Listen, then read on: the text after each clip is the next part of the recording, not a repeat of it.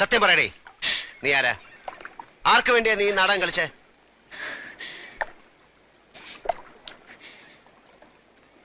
ഞാൻ അലീന അയ്യപ്പ്, സിംഗപ്പൂർ നഗരത്തിലെ കോൾ ഗേളുകളിൽ ഒരുവൾ.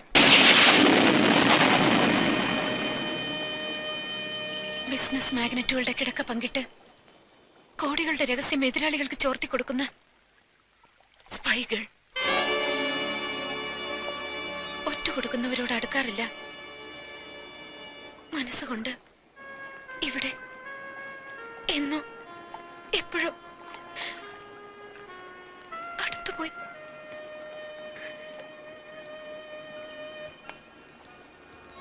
അപ്പന്റെ ശവം തെമ്മാടിപ്പറമ്പിലടക്കിയ കഥ പറഞ്ഞ ദിവസം, എല്ലാം മറക്കാനെന്ന പോലെ നിങ്ങൾ എന്നെ അനുഭവിച്ച ദിവസം ഞാൻ മനസ്സിലൊന്ന് തീരുമാനിച്ചു. നിങ്ങളെ എനിക്ക് ചതിക്കാനാവില്ലെന്ന്. എന്റെ ബിസിനസ് രഹസ്യങ്ങൾ ചോർത്താൻ ആരാ നിന്നെ ഏൽപ്പിച്ചത്? മുഹമ്മദ് അലി, അയാളുടെ ബോസ് ചൈനക്കാരനും ചേർന്ന് എനിക്ക് $50,000 ഓഫർ ചെയ്തു. സീസൈറ്റിലെ 5 സ്റ്റാർ ഹോട്ടലിന് നിങ്ങൾ കൊടുക്കുന്ന ടെൻഡർ എമൗണ്ട് ചോർത്തി കൊടുക്കുന്നതിന് പ്രതിഫലമായി 25,000 ഞാൻ അഡ്വാൻസ് ആയി വാങ്ങി.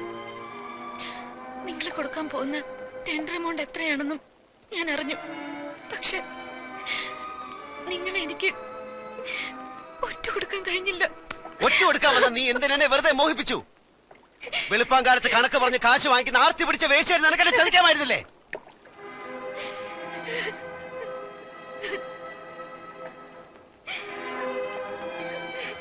നാട്ടിൽ പള്ളിമുറ്റത്ത് ഒരു കല്യാണ പന്തൽ ഉയരുകയാണ്. അച്ചടിച്ച ക്ഷണക്കത്തുകളുമായി എന്റെ അമ്മയും പെങ്ങന്മാരും വീട് തോറും കയറിയിറങ്ങി ആളുകളെ ക്ഷണിക്കുകയാണ്. അവരെ ഞാൻ എന്ത് കഥ പറഞ്ഞ് സമാധാനിപ്പിക്കും?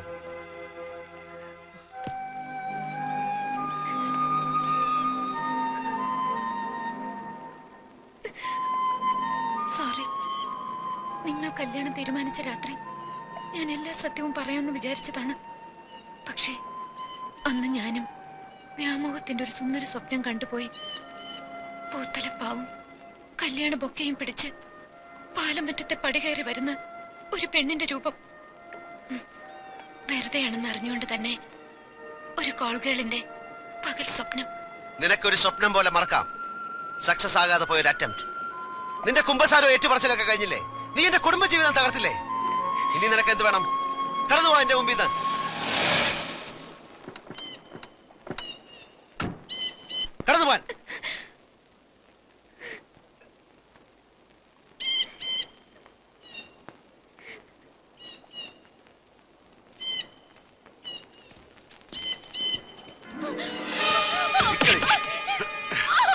എവിടെ ടെൻഡർ എമൗണ്ട്? അവന്റെ കൂടെ കിടന്ന് സൂഹിക്കാനല്ല ഞങ്ങൾ നിനക്ക് പണം തന്ന അവന്റെ അടുത്തേക്ക് അയച്ചത്.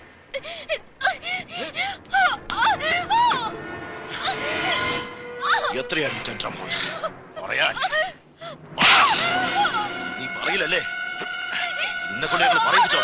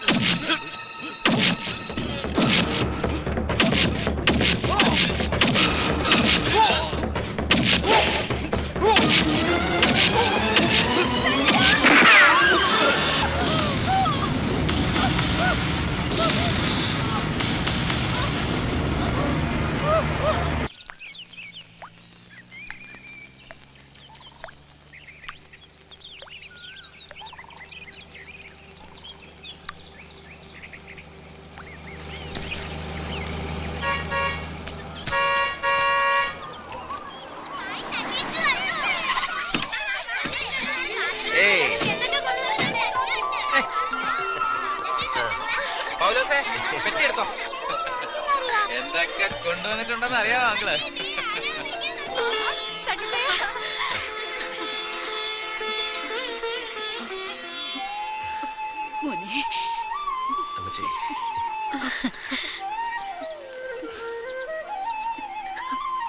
അളിയനോടെ പോയി പള്ളിക്കലോട്ട് പോയി. കുരുള സാറൊക്കെ എന്ന് വരും? അവര് വരും. പെണ്ണുകൂട്ടർക്ക് താമസിക്കാൻ ഗ്രീൻലാൻഡ് ഹോട്ടലിൽ റൂം ബുക്ക് ചെയ്തിട്ടുണ്ട്. 5 AC റൂമേ ഉള്ളൂ. അത് മതിയോ സണിച്ച? പറയാം.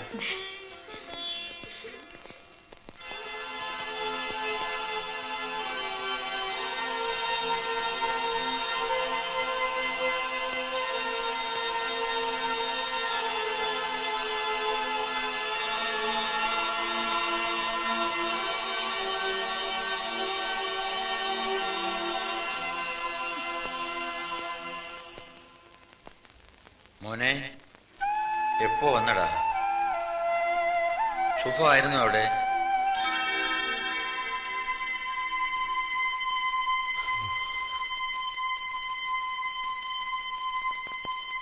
ഇച്ചായ,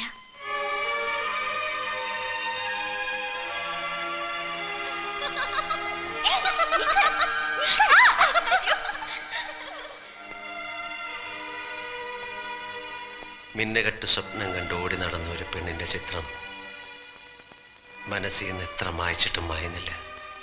മായണം. ഞാൻ മാച്ചല്ലോ.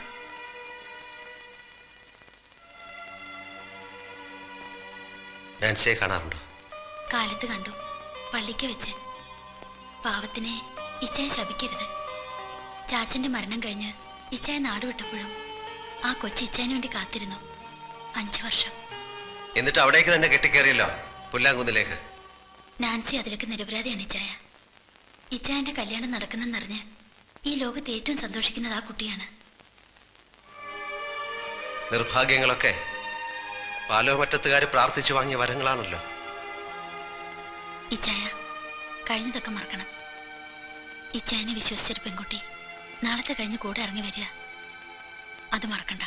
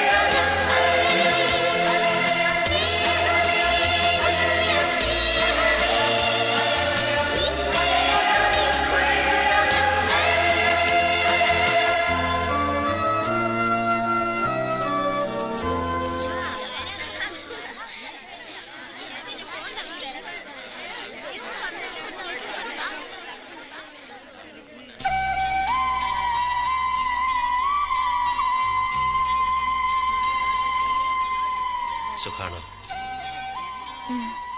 വരുന്നുണ്ടെന്ന് മോളി സിസ്റ്റർ പറഞ്ഞറിഞ്ഞു. ആ. വീട്ടില് കല്യാണൊരുക്കത്തിന്റെ തിരക്കാവൂല്ലേ? ഒരു നാടൻ പഴഞ്ചൊല്ലുണ്ട്, ഒന്നിൽ പഴിച്ചാൽ മൂന്നെന്ന്. അതിൽ വിശ്വസിക്കുന്ന ചിലരൊക്കെ ഇപ്പോഴും പാലമുറ്റത്തുണ്ട്.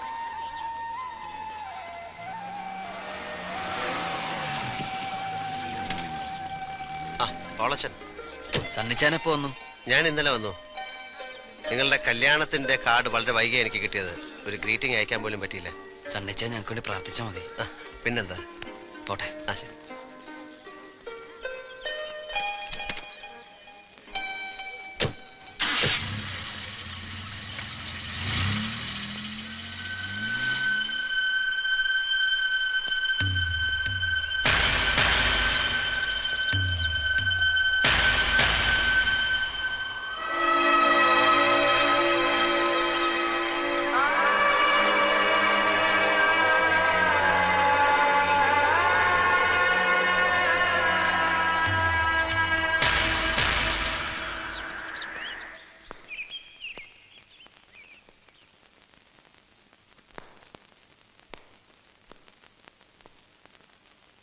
ഈശോ മിശിഹായ്ക്ക് സ്തുതിയായിരിക്കട്ടെ. എപ്പോഴും എപ്പോഴും സ്തുതിയായിരിക്കട്ടെ. ഞാൻ പാലോമറ്റത്തെ ഇട്ടിച്ചൻ്റെ മകൻ സണ്ണി. നീ വന്നു എന്നറിഞ്ഞു. അച്ഛൻ വീണ്ടും ഇവിടെ വന്നു എന്ന് അമ്മച്ചി പറഞ്ഞു. പല പല അസുഖം കൊണ്ട് ശരീരം വഴങ്ങാതായപ്പോൾ ഇവിടെ തന്നെ വരണമെന്ന് തോന്നി. ഇനിയുള്ള കാലം ഇവിടെ കഴിയണം, ഇവിടെ തന്നെ അവസാനിക്കണം. ഞാൻ ഇങ്ങോട്ട് വരുന്ന വഴി സെമിത്തേരി കയറി. തെമ്മാടി പറമ്പ് മുഴുവൻ കാട് പിടിച്ചു കിടക്കുന്നു. അന്നത്തെ തിരക്കിനിടയിൽ ഞാനും അച്ഛനും മറന്നു. ഒരു കല്ലോ മരമോ എടുത്തു വെക്കാമായിരുന്നു അടയാളത്തിന്. ഞാൻ വരട്ടെ.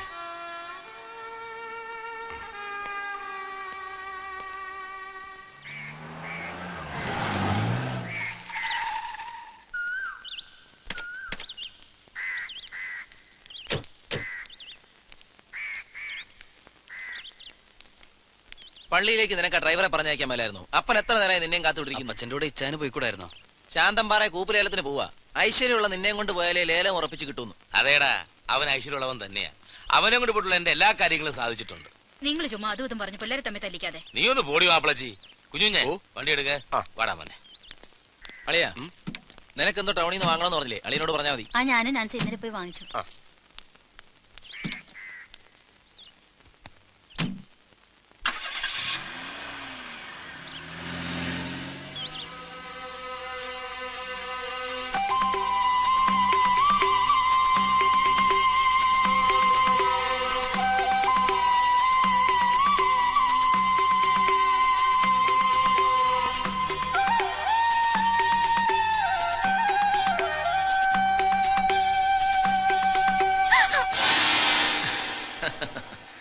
നാൻസി എന്താ സ്വപ്നം കാണേ?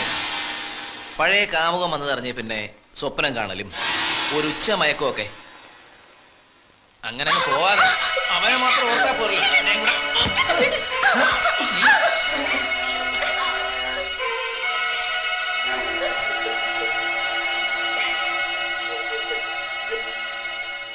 നാൻസി, പോളച്ചനോട് വീട് മാറുന്ന കാര്യം പറഞ്ഞില്ലേ? പറഞ്ഞു, പലവട്ടം. ഈ കാര്യം ഞാൻ എങ്ങനെ പറയും ചേച്ചി?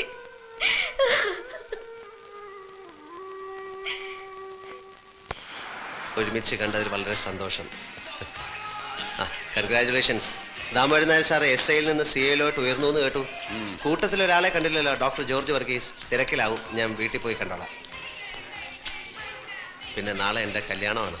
എല്ലാവരും വന്ന് കണ്ടുകൂടി എന്നെ ആശീർവദിക്കണം. അത് പറയാനാ വന്നത്. താനെന്താ മനുഷ്യനെ ഒരുമാതിരി കളിയാക്കി സംസാരിക്കുന്നത്? മുതലാളി ഇരിക്കുന്നിടത്ത് അങ്ങേര് സംസാരിച്ച് തുടങ്ങുന്നതിന് മുമ്പ് ആശ്രിതൻ സംസാരിക്കാൻ പാടില്ല. അങ്ങേർക്ക് പറയാനുള്ളത് പറയട്ടെ, എന്നിട്ട് സാറിന്റെ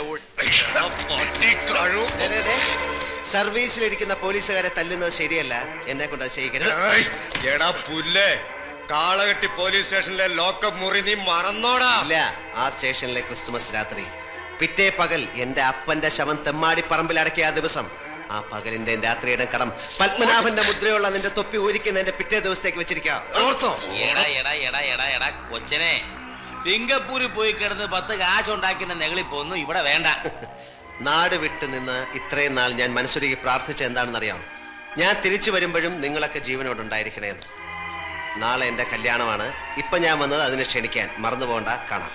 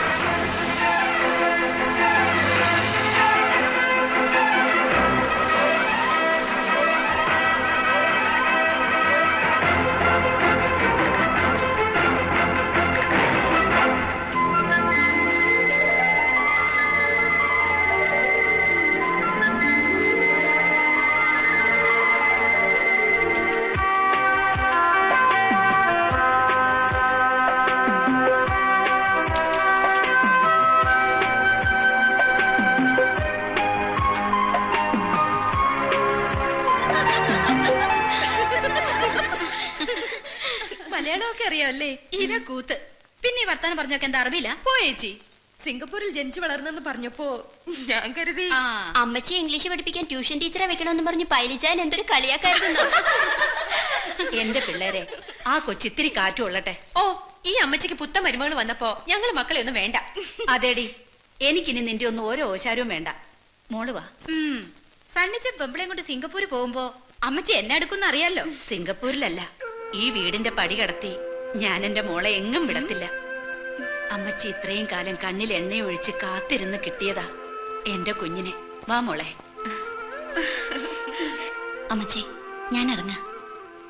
കൊച്ചിനിന്ന എന്റെ വക പണ്ടെന്റെ കല്യാണത്തിനായിട്ട് ചാച്ച വാങ്ങിച്ചു തന്നതാ. മിന്നെ ഞാനൊരു പാവപ്പെട്ട കുട്ടിക്ക് കൊടുത്തു. മാല കളയാതെ സൂക്ഷിച്ചു വെച്ചിരുന്നു.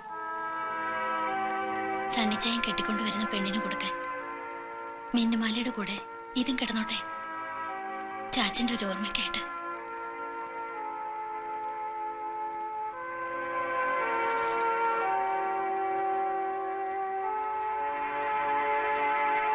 സണ്ണിച്ചായ, നാളെ കാലത്ത് രണ്ടാളും കൂടി പോയി ചാച്ചനെ കുഴിമാടത്തിൽ പ്രാർത്ഥിക്കണം.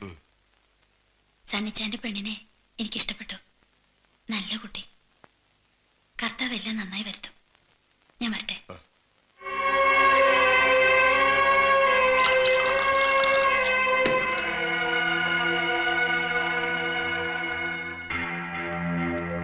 കുറച്ച് കൂടിപ്പോയി അല്ലേ അച്ഛാ?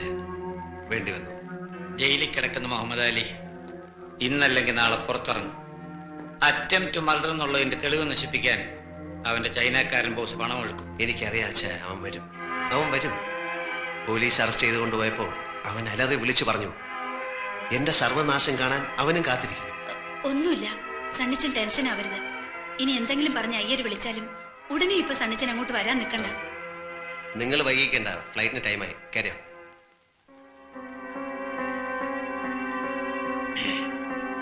ഇനി ആരോടും യാത്ര പറയാൻ നിൽക്കുന്നില്ല.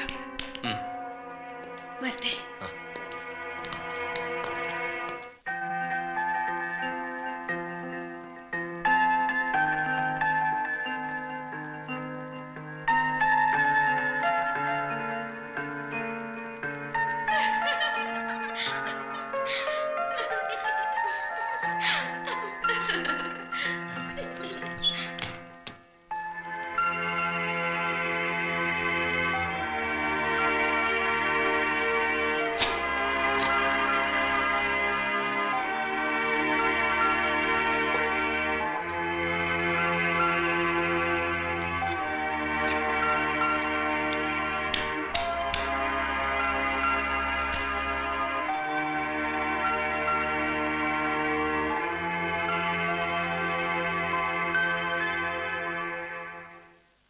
ഇന്ന് മുറിക്കകത്താകാം.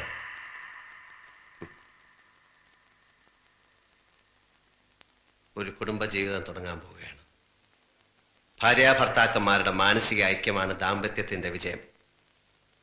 കുടിയും വലിയൊക്കെ ഉപേക്ഷിച്ച് നല്ല പിള്ള ചമഞ്ഞാൽ പാലോ മറ്റത്തെ സണ്ണിച്ചന്റെ ഭാര്യയായി ഇന്നിവിടെ കഴിയാം എന്ന് കരുതുന്നുണ്ടാവും അല്ലേ? 6 മാസത്തെ കരാറിൽ വാടകയ്ക്കെടുത്തൊരു പെണ്ണാണ് നീ എന്ന കാര്യം ഇടയ്ക്ക് ഓർമ്മിക്കുന്നത് നല്ലത്. മറന്നിട്ടില്ല. എനിക്കിപ്പോ നിങ്ങളോട് തോന്നുന്ന വികാരം എന്താണെന്നറിയാമോ? ഒരു തേർഡ് റേറ്റ് കൂട്ടിക്കൊടുപ്പുകാരനോട് തോന്നുന്ന അറപ്പ്. സ്വന്തം അമ്മയും പെങ്ങന്മാരെയും വഞ്ചിച്ചിട്ട് നിങ്ങൾ ഈ കളിക്കുന്ന നാടകത്തിൽ ആരാണ് ജയിക്കുന്നത്? നിങ്ങളോ? ഞാനും നിങ്ങളും തമ്മിൽ 10 ലക്ഷം രൂപയുടെ കമ്മിറ്റ്മെന്റ് മാത്രമേ ഉള്ളൂ. ആ 10 ലക്ഷം രൂപ ഇന്ന് എന്റെ കയ്യിലുണ്ടായിരുന്നെങ്കിൽ അത് നിങ്ങളുടെ മുഖത്തെറിഞ്ഞിട്ട് ഞാൻ ഈ രാത്രി ഇറങ്ങി പോകുമായിരുന്നു. പാലോമറ്റത്ത് സണ്ണിച്ച ഇതൊന്നുമല്ല ഹീറോയിസം. 5 ലക്ഷം രൂപ പ്രതിഫലം വാങ്ങിച്ച് യാതൊരു മുൻ പരിചയമില്ലാത്ത എന്നെ കുത്തുപാളയെടുപ്പിക്കാൻ വേഷം കെട്ടി പുറപ്പെട്ടപ്പോ എവിടെയായിരുന്നു ഇതിന്റെ ആദർശവും ഫിലോസഫിയും? അതിന് വിശുദ്ധമായ ഒരു മറുപടി എനിക്കുണ്ടായിരുന്നു. വിശക്കുന്ന 4 വയറുകൾ, എന്റെ അനുജത്തിയുടെ ചാരിത്രം. ഏത് കോടതിയും എനിക്കതിന് മാപ്പ് തരും. നിങ്ങൾ ഈ കളിക്കുന്ന വഞ്ചനയ്ക്ക് എന്ത് ന്യായീകരണമാണുള്ളത്? എനിക്ക് ജയിക്കണം. എന്നെ തോൽപ്പിച്ചവരെ എനിക്ക് തോൽപ്പിക്കണം. തെമ്മാടി പറമ്പിൽ അടക്കിയ മനുഷ്യന്റെ മകന്റെ കല്യാണം ഒരു വട്ടം മാറി. എല്ലാ ഒരുക്കങ്ങളും പൂർത്തിയാക്കിയിട്ടും മകളുടെ കല്യാണവും നടന്നില്ല. 3ാമതും പള്ളിപ്പറമ്പിൽ ഒരുക്കിയ എന്റെ ഈ കല്യാണം കൂടി നടന്നില്ലായിരുന്നെങ്കിൽ എന്റെ അപ്പച്ചന്റെ കുഴിമാടത്തിനടുത്ത് എനിക്കൊരു കുഴി കൂടി വെട്ടേണ്ടി വരുമായിരുന്നു. എന്റെ അമ്മച്ചിയുടെ ഒരു വട്ടമെങ്കിലും ഞാനത് ജയിച്ചോട്ടെ. ആദർശത്തിന്റെ ത്രില്ലിൽ ഇവിടെ നീ എന്നെ ഒറ്റിക്കൊടുക്കാൻ ശ്രമിച്ചാൽ കൊന്നു കുഴിച്ചു മൂടും നിന്നെ ഞാൻ. ഇല്ല, ഒറ്റിക്കൊടുക്കില്ല. മരിക്കാനുള്ള ഭയം കൊണ്ടല്ല, നിങ്ങളുടെ വിജയങ്ങൾ കാണാൻ.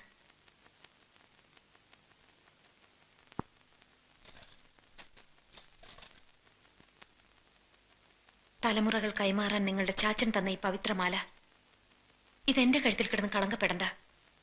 മോളിക്കുട്ടി സിസ്റ്റർ ചോദിച്ചാൽ പെട്ടിയിൽ വെച്ചിട്ടുണ്ടെന്ന് പറഞ്ഞേക്കാം.